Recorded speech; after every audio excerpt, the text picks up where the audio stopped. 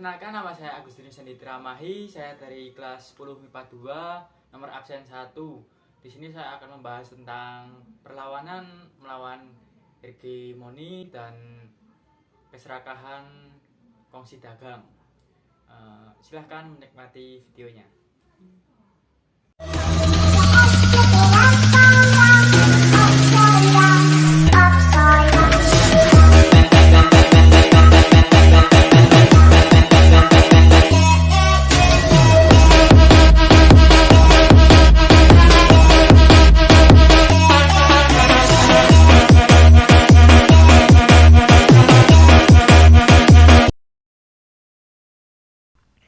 Assalamualaikum warahmatullahi wabarakatuh. Salam sejahtera bagi kita semua. Shalom, Om Swastiastu, Namo Buddhaya, dan salam kebajikan. Di sini saya akan membahas tentang pelajaran sejarah, yaitu mengenai perang melawan hegemoni dan keserakahan kongsi dagang. Latar belakang perang melawan hegemoni dan keserakahan kongsi dagang berawal dari Sultan Agung. Sultan Agung adalah raja yang paling terkenal dari Kerajaan Mataram. Pada masa pemerintahan beliau, Mataram mencapai masa keemasannya.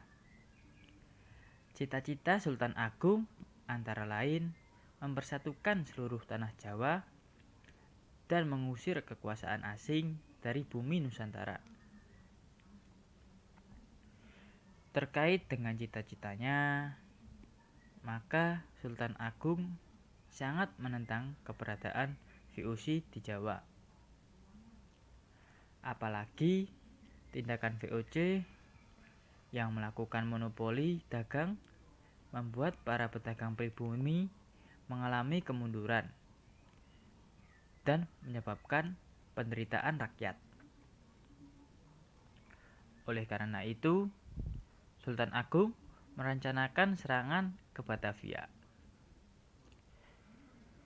Kongsi dagang bangsa Eropa yang semula dibentuk dengan tujuan untuk melakukan kegiatan perdagangan yang menguntungkan berubah menjadi layaknya sebuah negara. Hal itu dikarenakan kongsi dagang tersebut melakukan penjajahan atas beberapa wilayah di Indonesia. Bangsa Indonesia yang sebenarnya cinta damai, tentram, tetapi karena harga dirinya dan kemerdekaannya diinjak-injak, akhirnya bangkit, melakukan penentangan dan perlawanan terhadap kongsi dagang tersebut sehingga menimbulkan peperangan.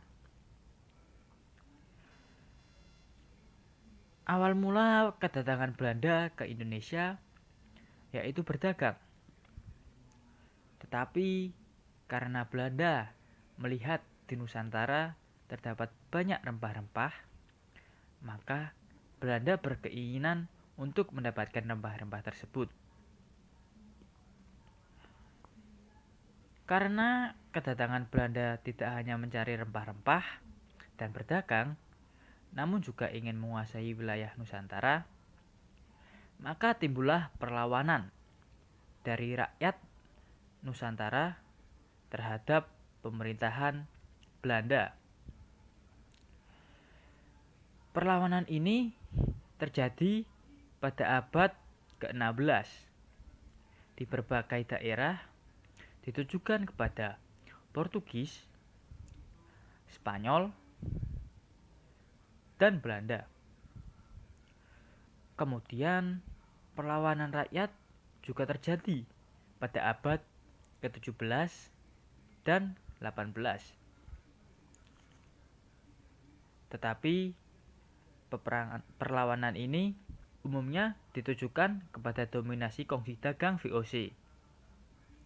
Perlawanan rakyat Indonesia dilatar belakangi karena tindakan monopoli, keserakahan, dan intervensi politik dengan divide et impera dari pemerintahan kongsi dagang itu.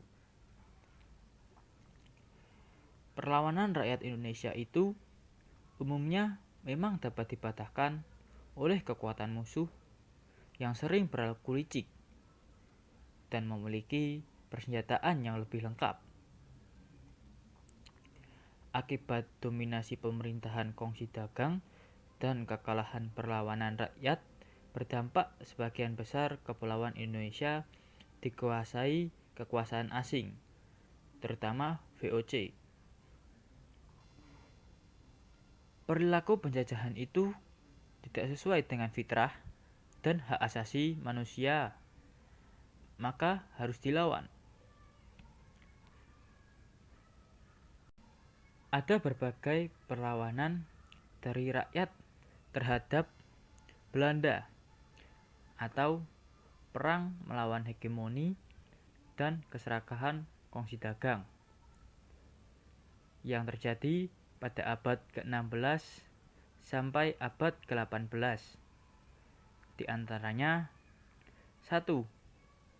Aceh versus Portugis dan VOC.